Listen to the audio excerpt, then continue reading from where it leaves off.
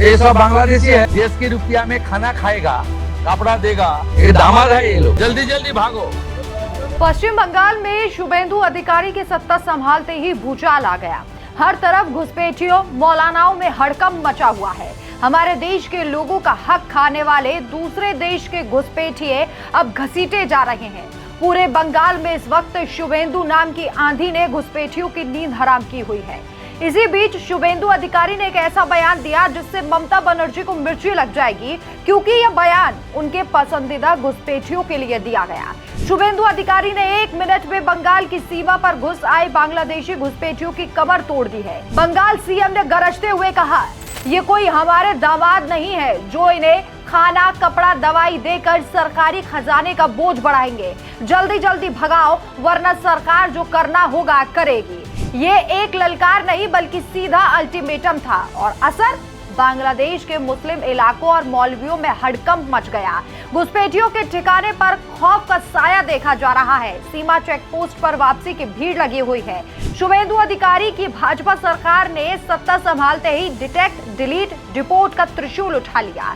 पुरानी तुष्टीकरण की राजनीति को खत्म कर अवैध बांग्लादेशी और रोहिंग्या घुसपैठियों को जेल में पालने की कोई मूर्खता नहीं करे। सीधे पकड़ो, बीएसएफ को सौंपो और उसके देश भेज दो जहां से वो आए थे। हाकिमपुर, मालदा जैसे बॉर्डर पर सैकड़ों घुसपैठिए बैग बिस्तर लेकर भागने को तैयार है। उनके ठेकेदार, मौलवी और स्थानीय हैंडलर अब चुपके से फोन बंद किए बैठे हैं। मुख्यमंत्री ने पुलिस को निर्देश दिया है कि इनके लिए सरकारी खर्च मत करो, न खाना, न कपड़ा, न दवाई देनी है। ये भारत के टैक्स पेयर का बोझ क्यों बने? जो अवैध तरीके से घुसे उन्हें कानून का डंडा इतना जोरदार पड़ेगा कि संभलने का मौका ही नहीं मिलेगा।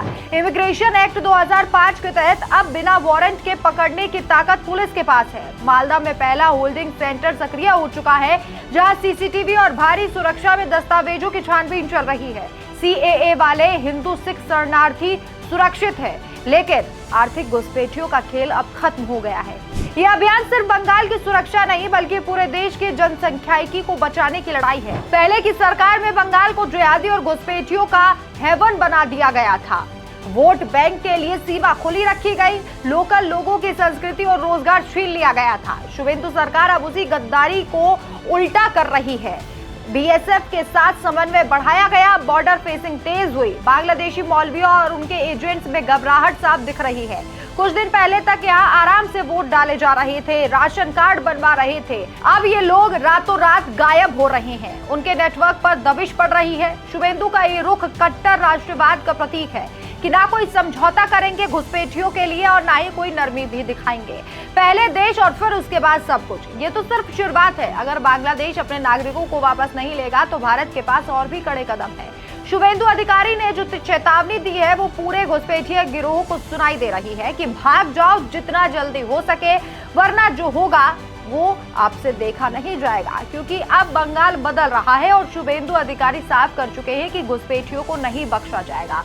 आपकी क्या राय है इस एक्शन पर? कमेंट करके जरूर बताएं। नमस्कार।